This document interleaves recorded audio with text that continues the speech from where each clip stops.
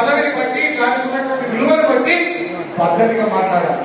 ఒక ఉద్యమ నాయకుడు ప్రాణాన్ని పరంగా పెట్టి తెలంగాణ తెచ్చిన నాయకుడు 10 సంవత్సరాలు తెచ్చిన తెలంగాణ బ్రహ్మాండంగా అభివృద్ధి చేసిన నాయకుడు కేసీఆర్ గారిని పట్టుకొని రండాన్ని మాట్లాడుతున్నాడు. మీరు రండగాడు, హౌలగాడు, పాగంగాడు, దేడి దివానగాడు, రేవంత్ రెడ్డి గారు ఈ చెత్తల కొడుకును ఈ చెప్పు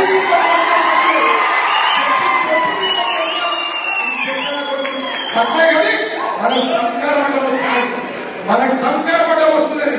బిడ్డ పునర్కాలు రేవంత్ రెడ్డి నా కొడుకు ఖబర్దార్ మా కేసీఆర్ అంటే మా ప్రభుత్వం లేకపోవచ్చు, లక్షల మంది పండగకి తొక్కుతున్నా.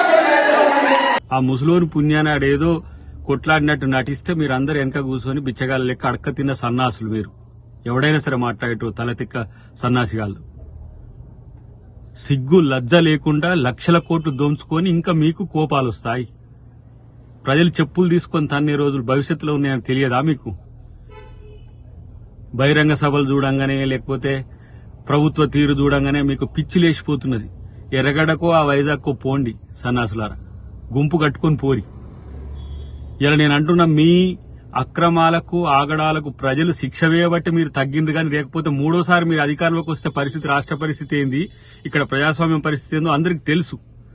కాబట్టే మీరన్న దానికంటే 100 మాటలు ఎక్కువ అనగల శక్తి కాంగ్రెస్ కార్యకర్తలకు, కాంగ్రెస్ నాయకులకు ఉన్నది. ఈ మౌనం కేవలం ప్రభుత్వం వచ్చింది ప్రజల కోసం మనం ఆలోచించాలనే ఉద్దేశంతోనే తప్పితే చివరికి ముఖ్యమంత్రి సైతం స్పందించినా మీకు సిగ్గులద్దలేకపోయాయి. ఇంకా పనికిరాని పిచ్చి మాటలు, పిచ్చి ప్రేలాపనలు. మిమ్మల్ని చెప్పులు తీసుకొని మొదటి నుంచి చివరి వరకు తన్నలేం. అదేం పెద్ద పనా? ఇదేనా మీ సంస్కృతి? ఇదేనా మీ రాజనీతి? దిగజారు రాజకీయాలు తప్పే ఇంకో తెలియదా?